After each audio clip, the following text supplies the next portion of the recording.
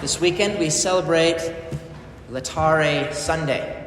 The rose vestments are to express the celebration of hope and joy in the midst of the Lenten fasts and penances. Laetare is the Latin word for rejoice. Rejoice, for the feasts of the Lord's Passion and Resurrection are drawing near. True joy, we find, will often come in contrast with experiences of sorrow. We find this illustrated in the parable Jesus tells in today's gospel, often called the parable of the prodigal son, since this younger son acts prodigally, spending his money and his resources recklessly, wastefully. But even more important, it is about a father who offers his love to his two sons recklessly and extravagantly. And the father in this story represents God the Father. And we, you and I, are his sons. This past week, on Thursday, first reading from Mass that day was from the prophet Jeremiah. And it contains this beautiful invitation that God makes again and again and again throughout salvation history, throughout the Old Testament especially. I will be your God, and you shall be my people. And it's such a beautiful line if you think about it. I will be your father, and you will be my son, my daughter. That God has given himself to us as a father. Somehow the God of the universe considers you and I to be his children. And it's something to rejoice in. Can we even imagine what that really means? To be children of God. And so we are. And yet in that same passage from Jeremiah, we also find an expression of sorrow within the Father's heart at the response that we may all too often give back to him. But they obeyed not, nor did they pay heed. They turned their backs, not their faces, to me. And that's exactly what the younger son in today's gospel parable does. He turns his back to his father. Father, give me the share of the estate that should come to me. He wants his inheritance, the money, the possessions that he would eventually receive when his father passes away. But he wants it now. He's basically telling his father, I wish you were dead so that I could have what I want. Though the father is grieved, out of love, he gives his son this freedom. And so the son turns his back to his father and leaves. And we must know that we can be this younger son who demand much from God, maybe not so much that we can do his will at times, but rather we want to do what we want. And even if it means doing what this son did, going off and spending our time, our energy on sinful, worldly pleasures. But like this son, we too eventually will find that none of that makes us happy. None of that will satisfy. And we may find ourselves just like him, eventually alone, wallowing in the filth of our own poor choices, living on husks that not even the pigs would eat. And in those kinds of moments of our misery and shame, it's then that you must remember, just as the son does, that you have a father. You have a father. You have a father that loves you as a son, as a daughter. And that you too can arise and go back to your father and say, I have sinned against you and against heaven. But it's not easy to do. It's hard.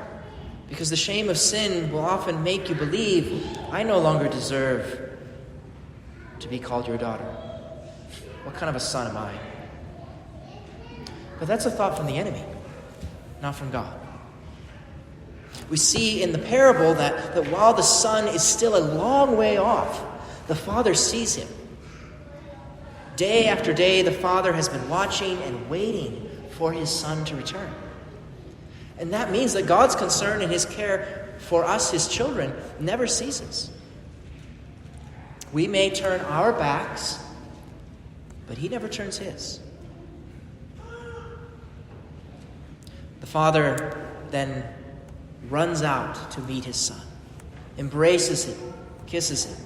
Quickly bring the finest robes, slaughter the fattened calf for the feast. And that's the same for us. While we are yet far off from God,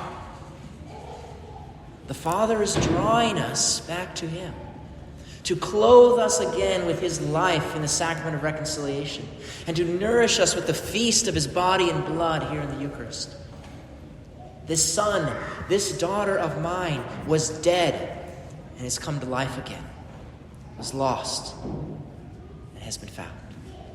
This is the joy of our Father in heaven, that we come back to him.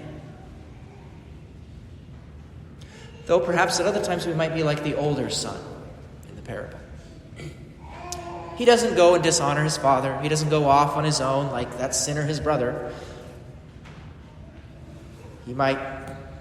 He and we might be feeling, we make such a big deal about sinners coming back, repenting and coming home. But what about me? I never left.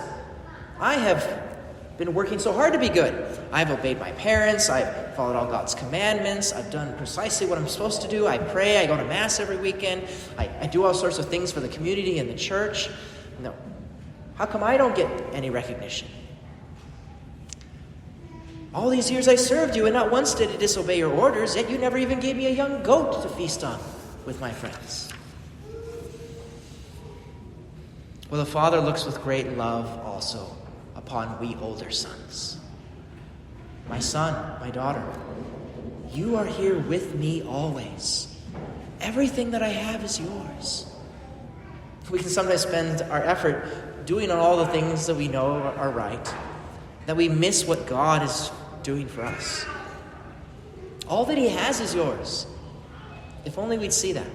And that was really my encouragement for everyone to pray more with the scriptures during this Lenten season, was to help us to be able to see this. For those in small groups that are using to live Lent together, scripture passages, the one for this fourth week has us meditate upon Jesus' passion and his death upon the cross. And as we reflected upon this in our freshman and senior classes, we were drawn to some of the phrases that Jesus used, like, Father, forgive them. They know not what they do. See, Jesus endured the cross so that we, whose sins are a part of his sufferings, that we ourselves would be forgiven by the Father. Father, forgive them. Jesus didn't save himself from that suffering of the cross so that he could save you and I, so that we could be with him in paradise. See, God proves his love for us in that while we were still sinners, he died for us. So he says to us, do you not see this, my child? All that I have given to you. Therefore we must rejoice, for we sons and daughters of the Father have come to life again. This Laetare Sunday, this parable of the prodigal son, is just as much about our Father's joy as it is our own. Because God rejoices in us. Proverbs says that the father of a just person will exult greatly. Whoever begets a wise son will rejoice in him. And as Isaiah too, as a bridegroom rejoices in his bride, so will your God rejoice in you. And I can say that I get to share in that as your spiritual father, that I too rejoice when so often I see many of you keeping the ways of the Lord.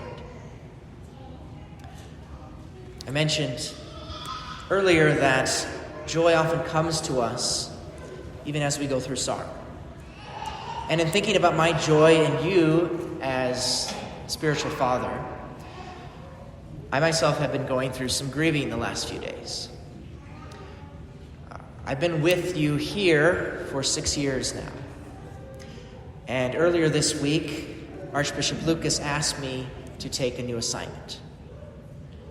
So, starting in July, I will become the pastor of St. Jane Frances in Randolph, St. Mary's in Osmond, and St. Joseph in Pierce. I have a sadness in leaving all of you. But I have so often encouraged you to do God's will that I must do the same. I do have this great sense of peace within knowing that this is indeed what the Lord wants of me. And you see, peace and joy come when we choose to do His will over our own. Friday night during the Stations of the Cross, we repeated a prayer over and over again with each station. Jesus, grant that I may love you always, and then do with me as you will. So I'm sorry to have to bring that up on the Sunday of rejoicing. Certainly appreciate all of your prayers during this time of transition. I'm not leaving just yet. I've got 3 more months. And there will be a priest coming after me, so don't worry about that. But these next several months, we will still be here together and be able to unite all of our joys, our sorrows to Jesus here at the Mass, offering ourselves to the Father who loves us, rejoicing that He has brought life to us, His sons and daughters.